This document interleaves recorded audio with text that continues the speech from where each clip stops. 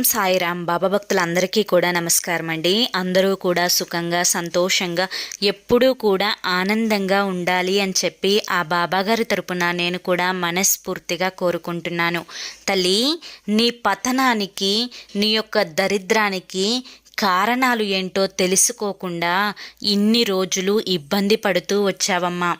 అయితే నీ యొక్క పతనానికి మొదటి కారణం ఇదే అని తెలిస్తే నిజంగా ఆశ్చర్యపోతావు అని చెప్పి ఒక సందేశాన్ని మనకి బాబాగారు అందించాలి అనుకుంటున్నారు.